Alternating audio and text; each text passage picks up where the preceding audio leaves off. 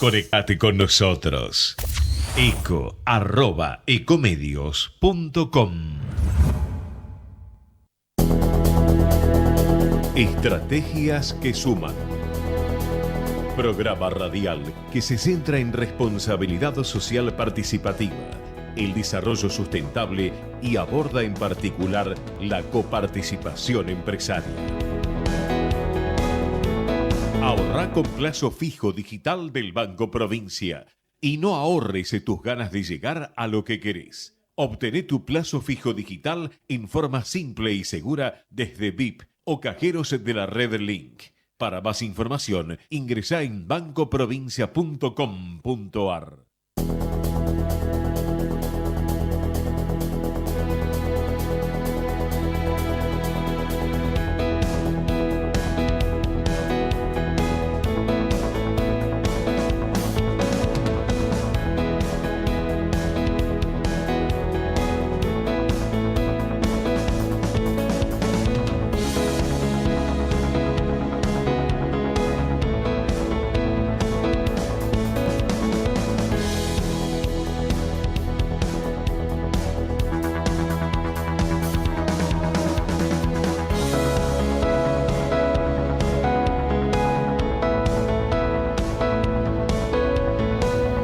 ¿Cómo les va? Muy, pero muy buenas tardes. Qué belleza lo que es esta tarde, en el día de hoy.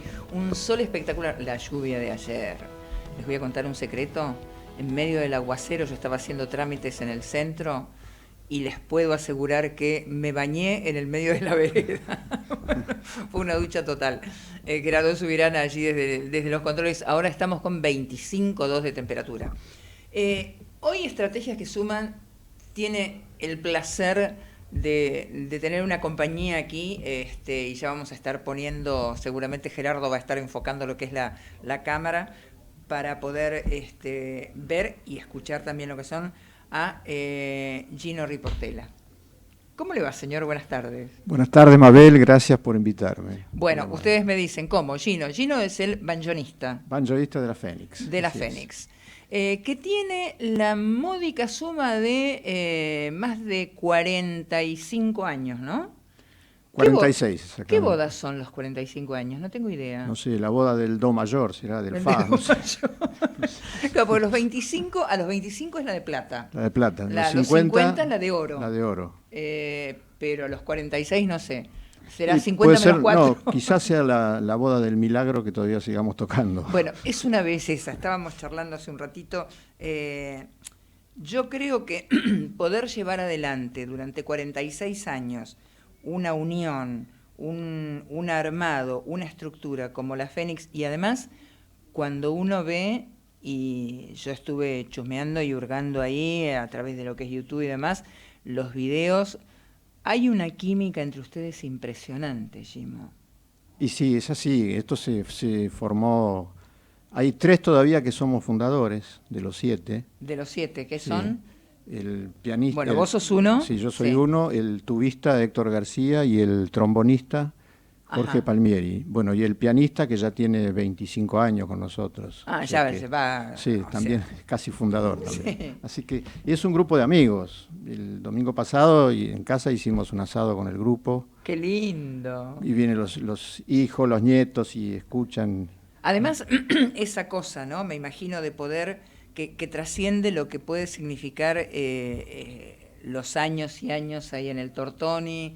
El haber arrancado en el Teatro en Santa María, el haber estado, o sea, ¿cómo se puede llevar adelante esa unión? Pues son 7 amigos que están juntos. Y es un poco así, sí. Y además yo escuchaba la otra vez a Munstock de Lelutier, que son fantásticos, explicar que necesitaron un psicólogo para acomodarse. Entonces esos ejemplos, yo siempre lo hablábamos en el grupo. Creo que la clave fue que cada uno se dedique a lo que sabe hacer bien. Ajá. Porque hay alguien que trae las propuestas de temas, el pianista y hace los arreglos.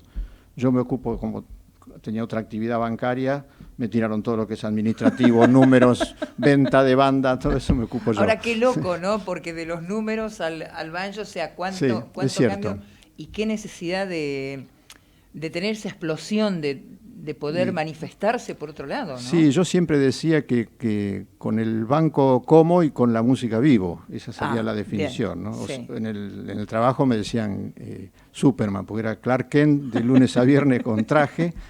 Y ¿Anteojos sábado también? Claro, sí. No, anteojos no, por suerte no. Y después los sábados y domingos volaba con la capita a tocar el banjo con la Fénix. Y eso me ha ayudado mucho en la vida, ¿no? Es una salida importante esa. A ver, en una época yo me acuerdo haciendo terapia, justamente el analista me decía, cuando vos necesitas superar algo, buscá una actividad que no tenga nada que ver con lo que estás haciendo en este momento. Tal cual, así es. Sí. Y eso permite abrir una puerta que uno a lo mejor ni se la imagina, ¿no? Sí, aparte yo hacía las dos cosas con mucha pasión. O sea que me gustaba lo que hacía en el banco, porque siempre trabajé en el área de crédito, que era creativa también, porque no es tan estática como las actividades operativas de los bancos. Y la música me ayudó a abrirme la cabeza también. Claro. Y sobre todo las giras, que fuimos muchas veces a Estados Unidos. ¿Cuántas veces en Estados Unidos? 10 giras hicimos más o menos.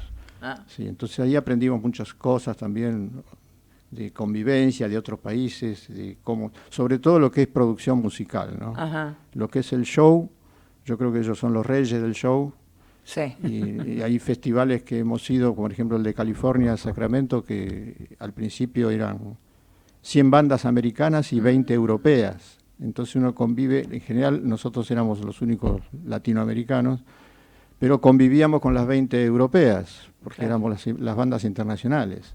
Entonces de todos los países de Europa, con mi inglés muy módico, pero la mayoría hablaba bien, intercambiás experiencias de vida, no solamente musicales, ¿no? Claro.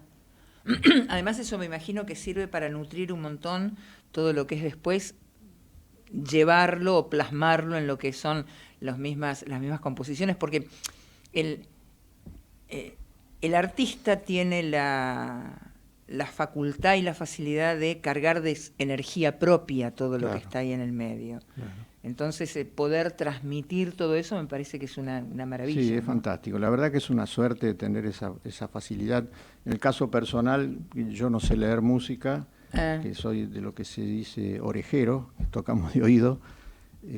Convivir con tantas figuras, porque hemos tocado con algunas figuras que todavía estaban vivas, sobre todo las primeras giras en la década del 80, participaban muchos músicos importantes de la historia del jazz, y pudimos convivir con ellos. Tengo fotografías, videos con ellos. Yo no lo podía creer, que yo de chico escuchaba a esos tipos monstruos y ahora estoy tocando con ellos. Bueno, son cosas, y sin saber música. Claro. ¿Por qué jazz?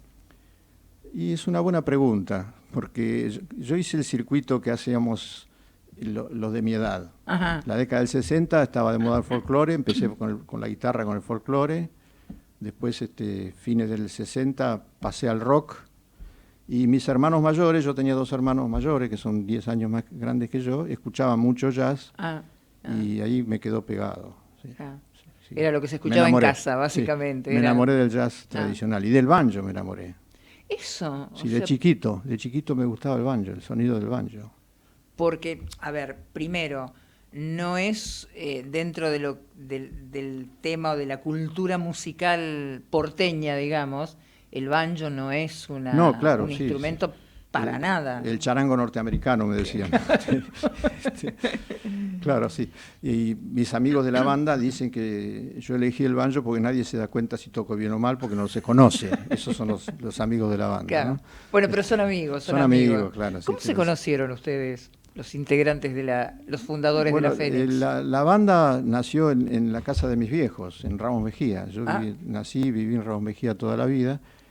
Éramos 7 hermanos, 5 varones, y los 5 hacíamos música. Ajá. Entonces cada uno con sus amigos, los sábados a la tarde, a las 2 de la tarde, venían amigos y se juntaban, no sé, 15, 20 músicos de diferentes tipos. Un día vino un trompetista, que nos gustaba el jazz, porque mi hermano era el baterista, el mayor, el que le gustaba el jazz era el baterista, el que le sigue tocaba la trompeta y yo la guitarra. Entonces vino ese día ese trompetista que después fue el que nos llamó para formar la Fénix. Qué bueno. Así que de casualidad. ¿Estábamos hablando de qué año esto? Y 73, por ahí. Ajá. ¿Y ahí al toque fue al Teatro de Santa María? Sí, increíble, porque teníamos 3 ensayos nada más de la banda en la casa de mi mamá. Y un domingo al mediodía tocó el timbre Capuano Tomei, que tenía el programa Jazz Caliente, Tomei con Y, famoso, sí, que hacía los ciclos del Teatro Santa María los sábados a la noche. Y nos dijo, escuchó la banda, había un par de músicos que venían de la Porteña Jazz Band, ya eran profesionales, que vinieron a tocar con nosotros, y dijo, el sábado debutan en el Teatro Santa María. Así que con 3 ensayos, un folclorista rockero, que era yo, tuve que tocar en esa época se llenaba el teatro 700 personas. El susto que tenía, ni te cuento, pero bueno. Bueno, pero, a ver, lo bueno en ese caso es que por ahí mucho susto, pero a lo mejor la misma luz del escenario no permite que uno tenga conciencia total de claro, lo que está del otro lado. Tal cual, sí, crecí de golpe. Ahí, al toque. Ahí ya empecé con el banjo enseguida, conseguí un banjo y aprendí a tocarlo así nomás, pasando los acordes de la guitarra al banjo, porque son 4 cuerdas, los acordes son totalmente diferentes. Eso te iba a preguntar, sí. O sea, ¿cuál es si tuve tienen similitud o no? De oído pasarlos y así. La verdad que es una vergüenza lo que estoy diciendo. No, pero es músico profesional. No, pero bueno, era hermoso. La época esa. A ver, era esa época. a ver, ahora todos los chicos estudian, es otra cosa, y hacen muy bien en estudiar, ¿no? Porque yo digo, no es ningún mérito tocar de oído. No. Es un don, no es un mérito. Es un don, exactamente. No es un pero vos fíjate cómo uno empieza a aplicar y cuando empiezan a aparecer estas cosas, ¿no? O sea, estas estrategias que suman y que se unen para lo que es una realidad. Como de un grupo de amigos, vecinos conocidos en la casa de los viejos, haciendo música que además libera un montón de cosas, claro, porque abre la cabeza en todo sentido, y después terminan conformando esto que es una estrategia que perduró en el tiempo de una manera impresionante. Sí, impresionante, la verdad que sí, la carrera que ha hecho la banda, sobre todo en el exterior, ¿no? Porque tocamos en los 5 festivales más importantes que hay en Estados Unidos. ¿Cómo llegaron a Estados Unidos? Esa es una anécdota interesante. En el espectáculo del Tortoni en el año 83... Ahí estamos viendo uno de las... Mirá, ahí está Gerardo puso del disco que presentamos ahora. Se presentó un periodista de la cadena ABC de Estados Unidos, no me acuerdo qué cadena era, de televisión de Estados Unidos, que le gustaba mucho el jazz. No se presentó como periodista, pagó su entrada, se sentó, claro, vine a escucharlos, dijo. Y grabó con su grabadorcito la banda. Y 3 meses después recibimos una llamada de Estados Unidos que me llamó la atención, que nos dijo: si ustedes suenan como los que escuchamos, están invitados ya con todo pago y cachet al Festival de California. Y me llamaron al banco. Y yo, ¿sabes? Porque... ¿Pensaste que era una broma o qué? Obvio, porque los amigos te llamaban todos los días para decirte que te invitaban. Yo lo único que le contesté fue: ¿a qué hora? Y el tipo me decía: ¿cómo a qué hora? ¿Qué importancia tiene la hora? No sé, si es en Estados Unidos me interesa saber la hora. Y entonces pensé que era un chiste. Claro. Estuvimos un rato hasta que pude más o menos entender de que era en serio, y le hice hablar a la mujer del baterista, que era traductor inglés, porque si no iba a ser un papelón, haciéndome el gracioso. Con el inglés tarzánico que tenía, podía haber sido terrible. Mi Tarzán tu Jane. Y después me decían, cuando estaba allá, dice: ¿cómo? Yo decía: está loco me pregunta, ¿a qué hora? Qué bárbaro. Bueno, son anécdotas. Bueno, pero fíjate... Nos invitó, era integrante del comité de selección de bandas, el que había venido al Tortoni a escucharnos. Mirá. Ese festival es un monstruo. Son 1000 voluntarios, 20 bandas internacionales. Qué locura. Ahí fuimos 5 veces, es impresionante. Se toca simultáneamente en 70 y pico de lugares, simultáneamente. Hay lugares de boliches chicos. Sí. Nosotros hemos tocado en lugares de 10.000 personas, de 3.000, de 5.000, restaurantes.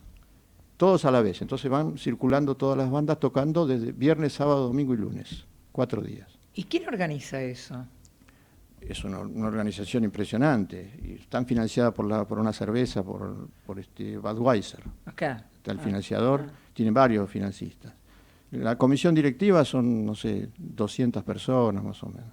Pero además... Y voluntarios 1000, porque el voluntariado allá es todo un tema. Bueno, da mucho prestigio el voluntariado. Esa es una de las cosas que acá en el Banco Nación, justamente que con Javier González Fraga estábamos compartiendo la vez pasada, cómo se ha puesto en práctica lo que es el tema del voluntariado. Claro. Y cómo las empresas lo tienen que incorporar realmente. Claro. Acá estamos en incipiente todavía ese tema. Sí. Pero allá es muy común. Además se pelean por recibirnos porque vayamos a la casa.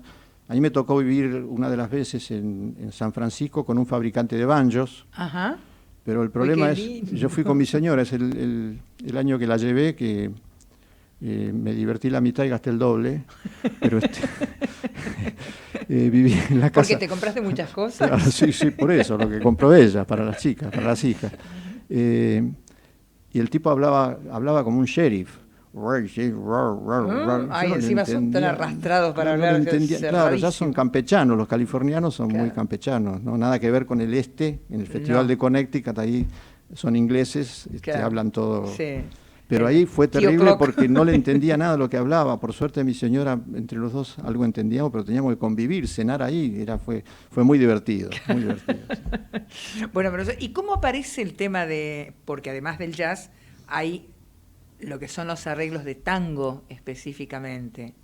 Bueno, eso lo hacemos con el trío de la banda. La banda tiene un trío que es el Buenos Aires Ragtime Trío, que es el pianista de la banda, que es especialista en ragtime, que es la música anterior al jazz.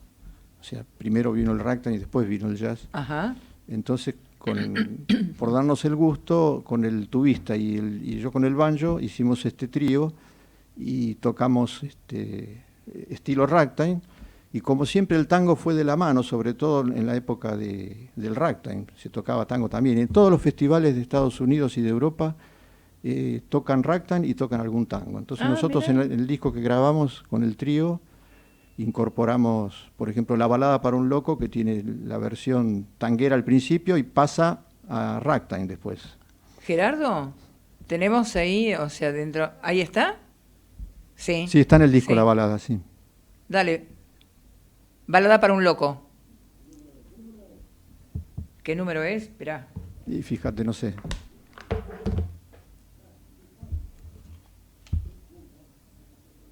De acá, Buenos Aires Ragtime Trío.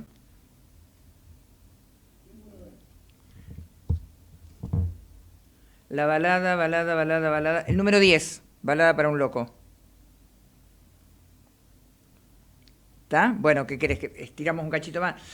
En medio de todo esto, o sea, convengamos que dentro de lo que es el armado, la misma estructura familiar, ¿tu mujer a qué se dedica? Mi señora es contadora pública, trabaja en una firma de OSDE. Ah, bueno, no, pero por eso, nada que... pero cantó toda su vida en coro. Ah, bien. Toda la familia de ella son músicos, el hermano es un director de coro muy conocido, Guillermo Tesone, y ella cantó 40 años en el coro, así que a veces hacían las giras ellas por Europa y yo con la Fénix en Estados Unidos. O sea que hay una unión musical. Sí, si no es muy difícil que se entienda esto, ¿no? Porque son dos vidas, dos carreras muy separadas, de mucho tiempo, hay que dedicarle tiempo. Claro, y totalmente. Teníamos dos hijas, había que atender las hijas. ¿Y las hijas? Y bueno, mi hija más chica es directora hace teatro danza.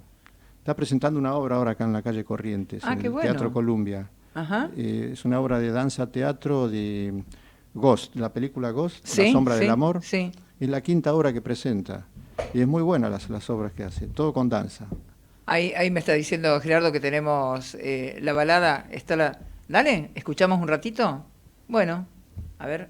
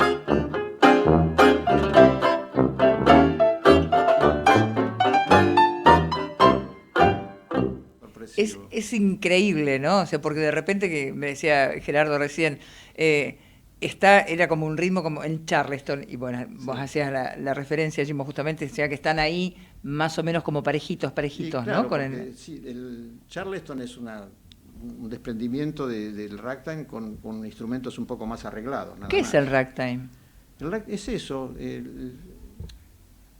¿Cómo se conformó? A ver, es muy difícil explicarlo. Tiene mucho el ritmo de la mano izquierda. Al frente, bueno. Sí. El ritmo de la mano izquierda tiene mucho que ver con la polka europea. Ajá.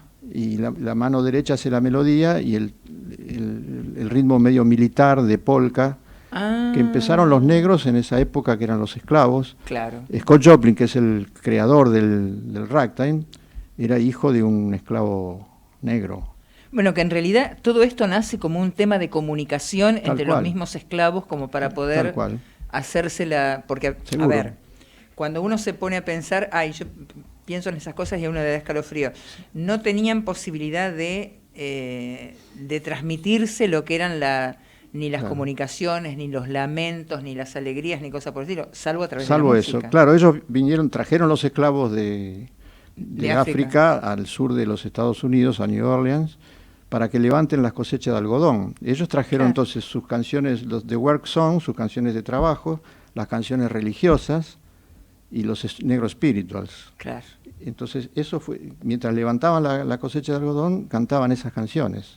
Claro, porque además me imagino que eso tenía que ser una manera de poder mantener el mismo lazo, ¿no? O sea, trajeron su esencia, traer su esencia y no perderla, ¿no?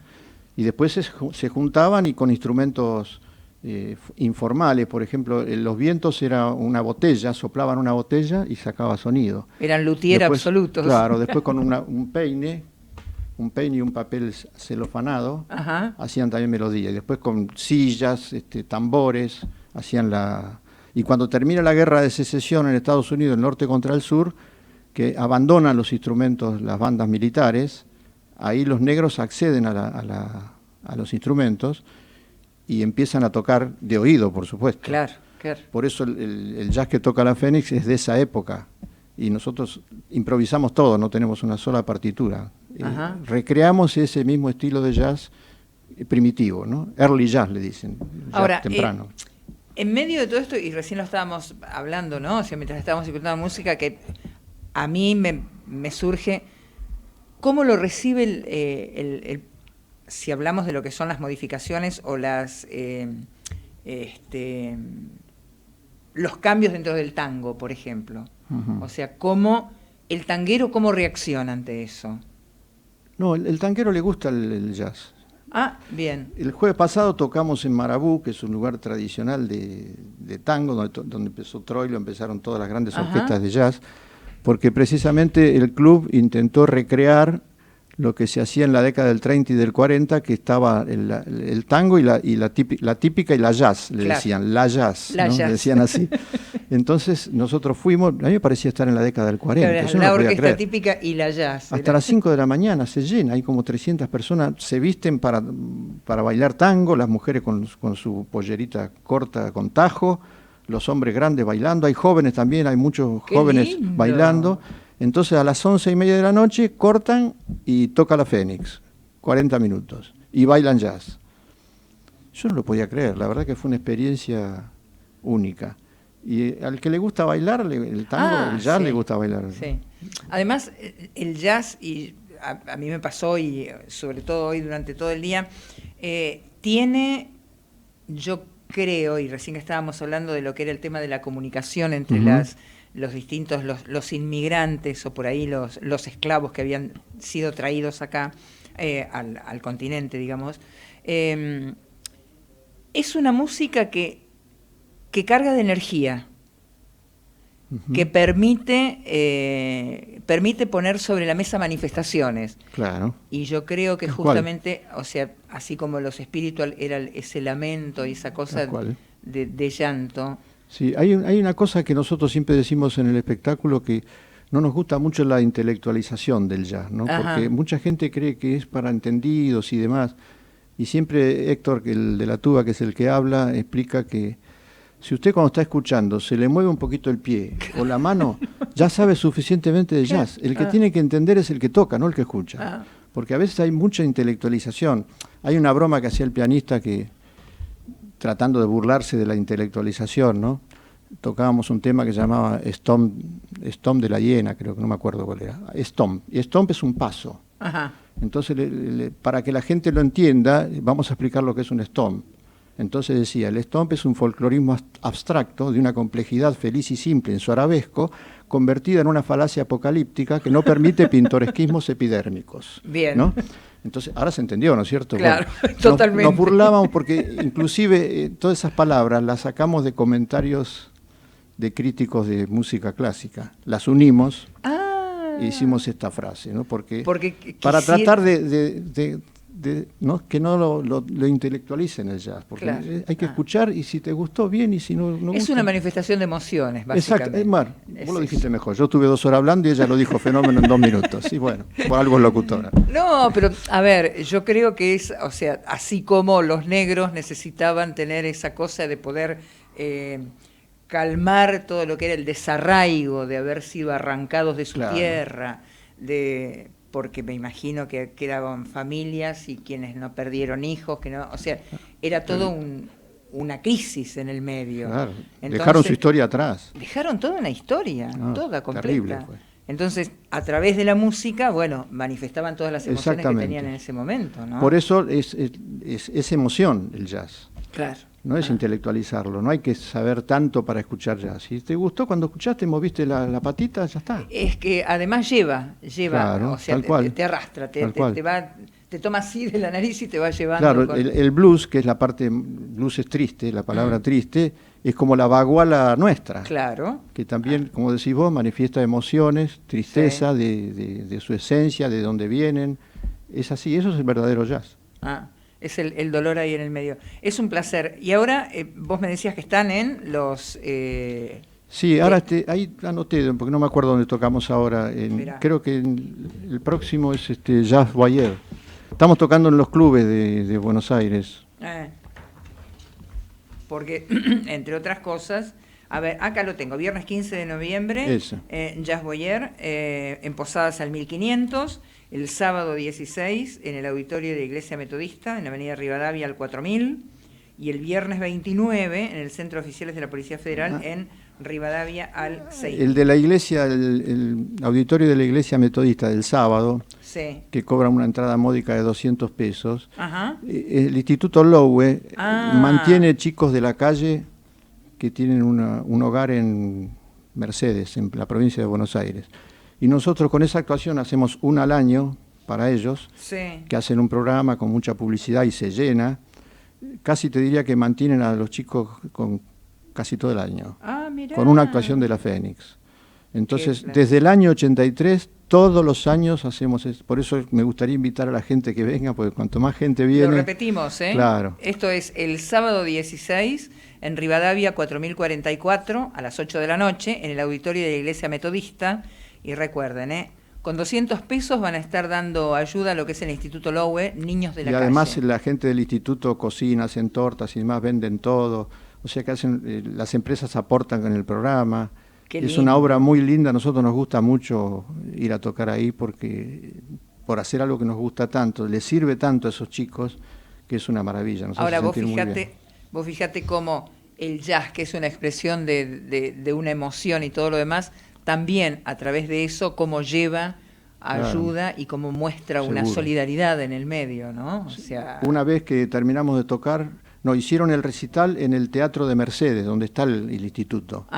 Y cuando terminamos de tocar, a las 12 de la noche, nos llevaron a conocerlo el instituto. Yo casi me muero porque estaban todos los chicos despiertos esperándonos, había como 100 chicos. ¡Qué hermoso!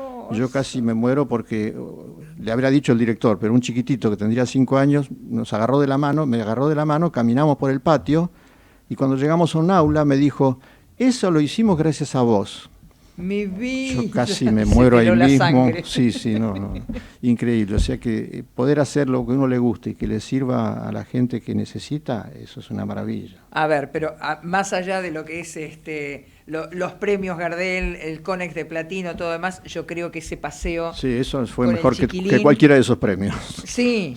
No tengas duda. Porque no además tengas eso duda. es emoción pura. Y Ese es el premio más grande que hemos recibido, ¿no? De ir ahí todos los años a colaborar con esa obra maravillosa. Hay uno de los chicos que ya se recibió en la universidad, que vivía ahí. Mirá. Sí, así que hace un muy buen trabajo. Bueno, me voy a correr el sábado. Dale, No, sería porque bueno. Además, entre otras cosas, para tener el placer de poder escucharlos y poder reírme, ¿no? Sí, porque el show es muy divertido, la verdad que sí. Es eso. Nos divertimos nosotros y se divierte la gente. Esa es la idea. consigna. Claro, la consigna de la banda, sí. Gimo, bueno, la verdad que es un placer que te hayas acercado. Es la primera, pero espero que no sea la última. Ojalá, cuando quieras, un gusto para mí estar acá. Y el sábado nos vamos a estar viendo, el sábado 16 de noviembre voy a estar ahí, porque tenemos que compartir también. Integrantes completos: Claudio Cajeji en trompeta, Jorge Palmieri trombón, Carlos Cayati clarinete, saxos alto y tenor, Ezequiel Palleja en piano. Ese es el que vos decís que... Sí, que se va la semana que viene a Estados Unidos a tocar ragtime. Todos los años va también. Sí. Qué bueno, qué bueno. El señor aquí presente, Gimo Riportela en banjo, Héctor García en tuba. Este es el que habla. Sí. ¿Y por qué habla él? Porque así, salió de natural, sí. Ah, está. Sí, natural. A vos que te gusta hablar, dale. No, sí, claro. No, y es muy gracioso, nos hace reír. Lo hacemos reír a él y él hace reír al público, ¿no? Y bueno, está. Pero a veces viste que te conté, a veces nos tentamos y como les pasó el otro día. Sí, el otro día estuvimos 2 minutos tentados llorando de la risa y no podía avanzar, no podía seguir hablando. Y la gente se reía más que nosotros, porque parecía preparado, pero no, es habitual. Como lo hacemos reír, le digo cosas para que se ría arriba del escenario. Y bueno. Lo que se dicen entre ustedes es que está libreteado, lo maneja, ¿cómo lo hacen? No, es todo espontáneo, todo inventado. Todo espontáneo. Sí, en el momento. Lo que nos sale lo decimos. Claro, porque además hacer reír con algo que está libreteado... claro, nosotros no somos humoristas, entonces nada que ver. No pretendemos hacer humor, sino divertirnos nosotros para que se divierta la gente. Claro. Y me faltó nombrar al responsable de la batería y la tabla de lavar, Hernán Abella. Operador de radio también. Operador de radio. De radio. Bien. Está nominado para el Martín Fierro de radio. Mirá, qué bueno. Sí, Hernán Abella, es un amigo. Bueno. Es muy buen operador, muy querido en el ambiente de los operadores. Bueno, un abrazo enorme para todos. Muchas gracias, Mabel. Y bueno, y sigamos manteniendo lo que es este contacto. Y ahora, mientras te está yendo, ¿qué tenemos para despedirlo a Gimo? Un tema. Algo de la Fénix, sí. Algo de la Fénix. Bueno, dale. El primero, Royal Garden Blues. Sí. Dale.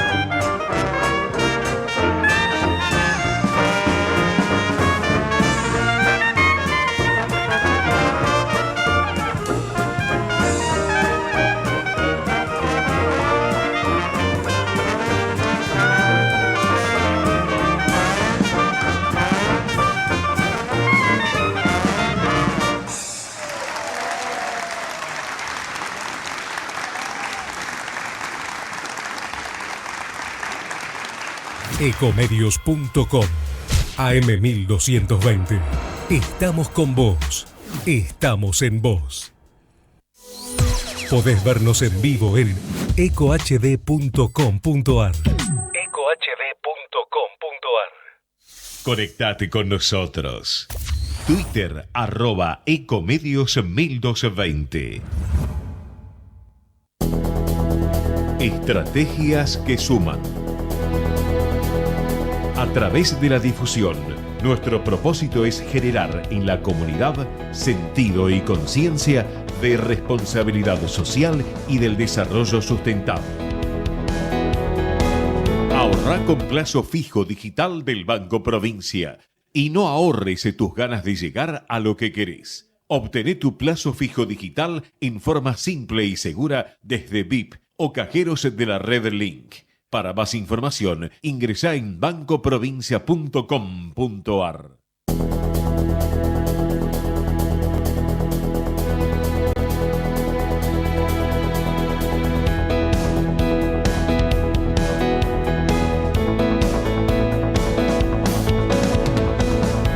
Bien, 17:42 minutos, 25:06 la temperatura en la ciudad de Buenos Aires y nuestro invitado está aquí ahora con nosotros, Julián D'Angelo. ¿Cómo estás, Julián? ¿Qué tal, Mabel? ¿Cómo andás? ¿Todo Muy bien? bien, muy bien. ¿Cómo te estás preparando para mañana? Bien, muy bien. ¿Sí? Sí, es un tema que lo trabajé bastante en el libro, así que...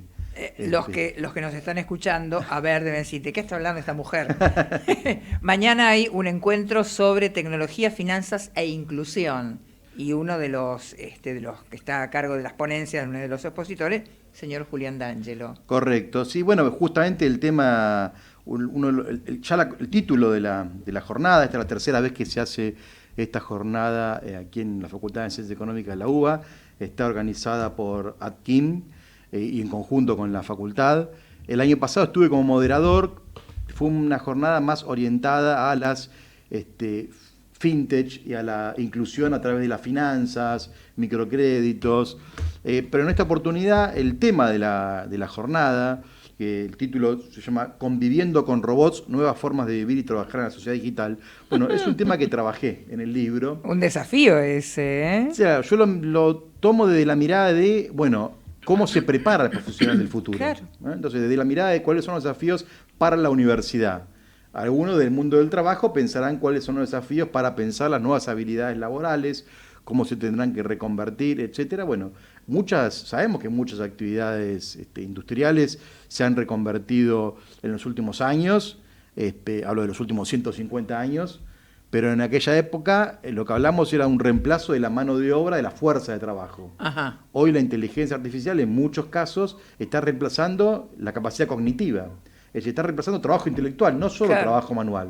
O sea, acá sí hay realmente un desafío sobre cómo va a impactar esto en el mundo del trabajo. Ya no se reemplaza solo robots para una tarea manual, metódica, rutinaria, sino también estamos utilizando, y ya hoy en día, diferentes mecanismos de inteligencia artificial que no es un robot tipo Terminator, ¿no? Claro, no, me imagino. Hay software muy sencillos que utilizan la lógica de la inteligencia artificial, que son las redes neuronales, es decir, un software que funciona a partir de la metáfora de cómo funciona el cerebro humano, ¿no? Que es en red. Qué loco. Máquinas que aprenden y entonces que se utilizan no solo para la producción, sino también para los servicios.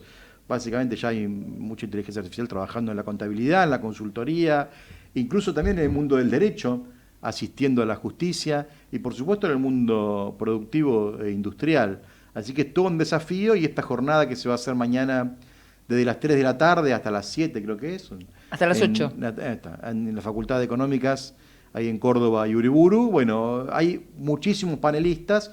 Yo, desde mi mirada, voy a aportar un poco cuáles son los desafíos para la universidad y para la formación profesional, ¿no? Eso, ¿cuáles son los desafíos para la universidad? Porque además me imagino que hay que reacomodar un montón de cosas. Mira, hay dos tensiones que yo podría, simplificándolo, Sí, ¿no? Porque dale. Yo aparte lo miro desde mi mirada de mi formación de base, que es la administración. Después podrá venir un pedagogo y plantear otra cosa, pero desde mi mirada de la administración, o sea, pensando en el trabajador y en el sujeto que trabaja en organizaciones, podríamos plantear dos miradas. Hace muy poquito la Universidad de Oxford hizo el famoso estudio para mi gusto polémico, pero es muy citado en la bibliografía, sobre las 700 profesiones que pueden desaparecer en el futuro y el grado de probabilidad de que desaparezca, ¿no? Esto es a partir de la tecnología. Entonces, una de las profesiones de nuestra facultad que figura en ese listado es la Bastante contabilidad. lapidario Bueno, digo, ¿no? ahí viene digo, lo polémico, ¿no? Habla la contabilidad, plantea. Ahora, efectivamente la tecnología ha modificado radicalmente la forma de ejercer la contabilidad. Claramente hay software que sirven no solo para liquidación de impuestos, liquidación de salarios, para confeccionar los libros contables, los estados contables, estados financieros, etcétera. Pero eso no quita que el contador siga siendo el que da fe de que ese estado contable ha sido confeccionado de acuerdo a la normativa vigente, ¿no? Entonces, quizás la figura del contador pueda reconvertirse, reconfigurarse como Claro. lo ha venido siendo, pero no creo que desaparezca. Entonces, ahí es el desafío de la universidad. Perfecto, el contador no va a desaparecer, pero va a ser radicalmente diferente la tarea del contador. Entonces, ¿cómo los tenemos que formar? Santiago Bilinkis, que es un futurólogo conocido, bastante polémico, también plantea, por ejemplo, que la enseñanza del idioma va a ser innecesario porque en el futuro va a haber software que van a traducir rápidamente de cualquier idioma a otro. Ya está Entonces, eso, ya se está usando. Claro, también, se utilizan, pero todavía Sí. la interfaz Sí. tiene serios problemas. Pero que en el futuro, en el futuro inmediato, digo, ¿no? Sí. Entonces, pero por otro lado, escuchamos permanentemente los ministerios de educación de la nación, de las provincias, de la ciudad, jactarse de que ahora hay inglés de tercer grado, de sala de 3. Sí. O que van a estudiar robótica desde el jardín de infante. Bueno, finalmente, tanto el informe de Oxford dice esto, como también hay estudios que dicen que más del 80% de los chicos que están estudiando hoy en la primaria van a trabajar de una profesión que no existe. Claro, porque además de que se reconfiguran los oficios, Sí. aparecen oficios nuevos. Hace 10 años, el community manager no Claro, existía. no existía. Por ponerte un... Por ejemplo, o claro. todos los oficios que estén vinculados a las nuevas tecnologías. Oficios que se van a multiplicar a partir de que la impresión 3D se masifique. Y entonces se va a cambiar la forma de producir, de consumir, se va a cambiar la forma de distribuir, se va a modificar la logística, porque eso, la operación y la logística va a estar muy descentralizada a partir de la impresión 3D. Entonces va a haber un montón de oficios y profesiones nuevas. Entonces, finalmente la discusión es, si las tecnologías cambian tanto, ¿tiene sentido seguir enseñando tecnologías o normativas? Yo me acuerdo hace 20 años, cuando yo terminé la facultad, la resolución técnica contable de moda en aquel momento era la RT10, que era para ajuste por inflación, ¿no? Es una normativa absolutamente caduca, ¿no? Y estamos hablando de otro tipo. Entonces, ¿tiene sentido el estudio memorístico y el estudio de técnicas que en el corto plazo van a desaparecer? ¿O deberíamos enfocarnos en otras habilidades que tengan que ver más con la resolución de conflictos, con el trabajo en equipo, con el liderazgo, con los valores? Temas que no van a desaparecer nunca. Claro. Es polémico y hay tensiones. Algunos siguen promoviendo una formación profesional muy específica, muy técnica, tecnocrática, y otros tienden a una formación profesional más fundada en valores, más generalista. Esta discusión se da permanentemente cada vez que se confecciona o se actualiza un plan de estudio universitario, y también en la primaria y en el secundario. Hace poco, la gran innovación de la escuela media en la Ciudad de Buenos Aires fue que iban a hacer prácticas en empresas. Sí, me acuerdo. Y de vuelta se enfocar en la práctica concreta del mundo laboral, de la coyuntura del estudiante mientras cursa el secundario. Que quizá esa práctica en 5 años ha sido reemplazada por una computadora. Claro. Está ese debate presente. Por eso digo, finalmente todo es relativo. Lo del estudio de la Universidad de Oxford en su momento fue disruptivo porque hizo mucho ruido, tenía algún fundamento, pero no deja de ser no es un estudio científico, no deja de ser un estudio de perspectiva, de opinión, ¿no? Julián, uno ve lo que es el avance, el progreso que se va dando y que se puede palpar absolutamente en lo que es un tema de la innovación de la tecnología. Ahora, Claro. ¿cuándo se podrá más o menos equilibrar lo que tiene que ver con, porque yo pongo en práctica un montón de cosas, pero tengo que capacitar antes para que esas cosas se puedan... Es como muy loco el tema.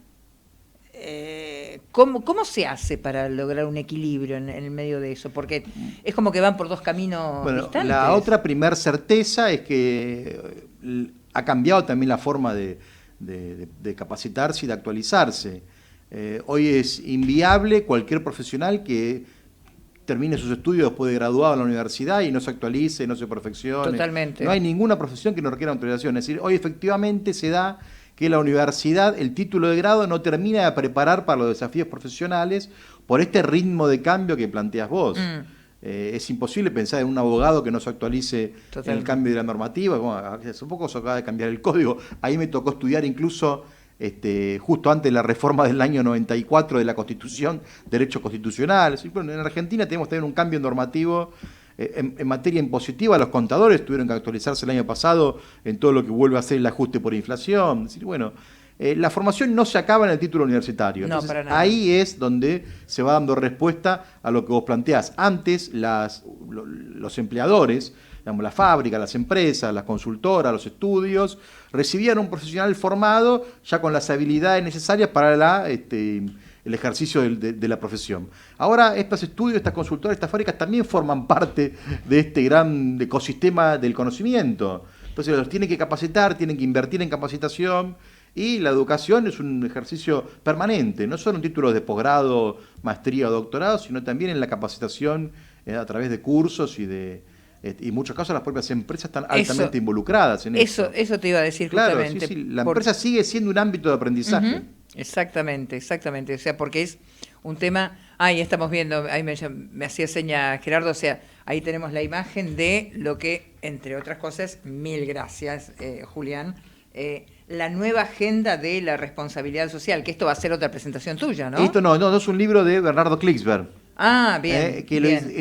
Lo hicimos en este año, porque este año se cumplieron los 20 años del Pacto Global de Naciones Unidas, que se van a celebrar en junio del año que viene, porque el Pacto Global de Naciones Unidas, la principal iniciativa en materia de responsabilidad social en el mundo, que agrupa más de 13.000 organizaciones, fue presentado en el año 99 por Kofi Annan, y en el año 2000 se implementó. Entonces, Naciones Unidas lo va a celebrar en junio del año que viene con un gran encuentro de líderes del Pacto Global.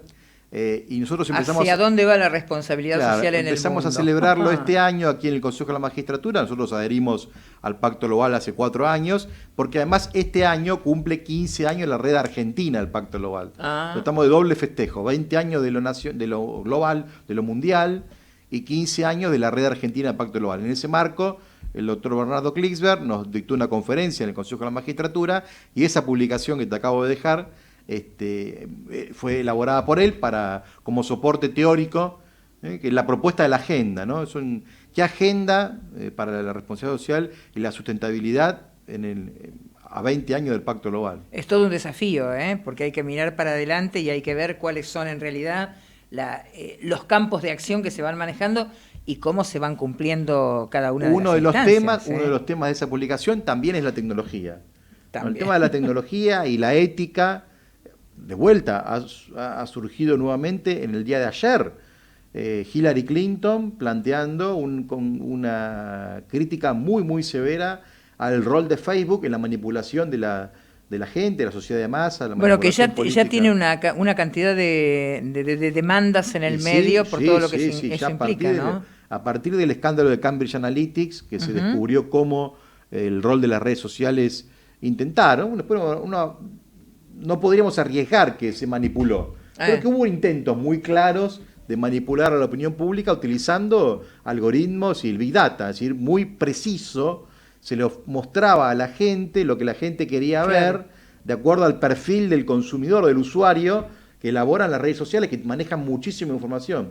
Entonces, de esa manera, la campaña en este caso era Donald Trump, estaba muy personalizada. Y se le hacía decir al candidato lo que ese sistema de algoritmos pensaba que ese usuario compartía. Entonces, había un discurso a la medida de cada consumidor, por así decirlo, ¿no? Qué manera entonces, si uno tenía determinadas opiniones políticas, ese algoritmo de Cambridge Analytica te clasificaba y te mostraba la publicidad que a vos te interesaba. Eso tiende un poco a la manipulación, ¿no? Claro, porque uno finalmente va recibiendo un mensaje que ratifica los prejuicios que tiene uno. Y en vez de que las redes sociales y las nuevas tecnologías sean una herramienta a favor de la pluralidad, es decir, que haya más información, más comunicación, más opiniones, en algunos casos funciona de manera contraria, enfatizando los prejuicios que tiene uno. Y además, ese fue uno de los primeros cuestionamientos que tuvo Facebook. Y además como hace todo lo que es un manejo, como un lavado de cabeza para que vos termines pensando lo que en realidad quieren que pienses en medio de determinada situación. Esa fue una de las primeras críticas que tuvo Facebook y que lo llevó a declarar a Mark Zuckerberg ante el Congreso de los Estados Unidos y también un representante de la empresa en el Parlamento de Londres, de Gran Bretaña. Entonces, el tema de la ética y las nuevas tecnologías es un tema que todavía está, digamos, en pañales, porque estas empresas, estas denuncias han sido muy recientes. Bueno, ahora, por ejemplo, Twitter ha tomado la decisión de no aceptar publicidad política paga. Exactamente. Y eso es lo que estaban pidiendo ahora que también lo haga Facebook. Bueno, habrá que ver si eso es suficiente, si es necesario. Pero el tema es que es necesario en estas grandes empresas, que estamos hablando por lo menos se está discutiendo, eso ya es un paso adelante. Pero aparte hablamos de empresas que tienen 9.000 millones de clientes. Claro. ¿Quién las puede regular? Nadie. No. Entonces, que estos temas, la opinión pública esté presente y presione, también es incluso un ejercicio para que las empresas se autorregulen. Dos cositas antes de que, porque ya se nos está terminando el tiempo. Sí vas a estar presentando tu libro en la Universidad de La Matanza. El 14 de noviembre lo estoy presentando también en la Universidad de La Matanza. Va a ser la 5ª presentación, ya después de Ciudad de México, Buenos Aires, Mar del Plata y San Luis. Vamos a la Universidad de La Matanza, junto con otro equipo junto con el equipo del Senarsex. Va a estar también el doctor Héctor Laroca y la licenciada Carla Croco, porque vamos a dar unas conferencias sobre responsabilidad social y sostenibilidad y cadena de valor, y aprovecho para presentar el libro en esta 5ª universidad. Bien, muy bien. Y la última, antes de que nos vayamos, ¿qué pasa con las pymes en la Argentina? Bueno, esperemos que haya una respuesta positiva por parte del próximo gobierno, ¿no? La verdad que el proceso de cierre de empresas y de despidos se ha acelerado desde la elección para acá. Más de 1.000 despidos se produjeron de las PASO para acá por el supuesto temor de las empresas de que haya alguna limitación a esta doble indemnización para los despidos. Y la verdad que en el caso esto es el caso de las grandes empresas, ¿no? Y en el caso de las pymes la situación es dramática porque la tasa sigue estando en un nivel exorbitante. Se está pensando en bajarla al 60% para fin de año, pero con una inflación del 55%. Y por otro lado, la devaluación ha impactado terriblemente en los insumos. Esta semana se conoció la noticia que la línea aérea Andes dejaba de operar porque no tenía dinero para comprar el combustible. Digamos, ¿cómo ha impactado en los insumos de las pymes? Que básicamente una pequeña empresa que se dedica a fabricar productos de limpieza, todos los insumos de la industria química son importados. No se producen en el país los insumos básicos para las pymes que elaboran productos de limpieza, jabón. Ahí yo te agrego otra cosa más que también la he escuchado y que lo han planteado siempre quienes son los representantes de las pymes específicamente. Hay que hacer una modificación en lo que en la parte de el área impositiva. No, bueno, por supuesto, pero digamos, es un círculo vicioso por donde lo mires. Devaluación, es una locura. Recesión, caída del consumo, una presión impositiva altísima. Y entonces, bueno, estamos esperando esta supuesta convocatoria a un Consejo Económico y Social que está saliendo ya en algunos medios. Es un ámbito de encuentro muy valioso del mundo del trabajo, del mundo productivo, de los sindicatos, de la academia, de las diferentes visiones políticas, de los credos, y sería una salida interesante para nuevas propuestas. Esperemos que así sea. Julián, como siempre, un placer que hayas compartido este rato aquí en la radio. Y muchísimas gracias, porque para mí también siempre es un placer compartir este momento con tus oyentes. Gracias. Bueno, nosotros le ponemos así el punto final a nuestras estrategias que suman del día de hoy. Un abrazo enorme. Gracias.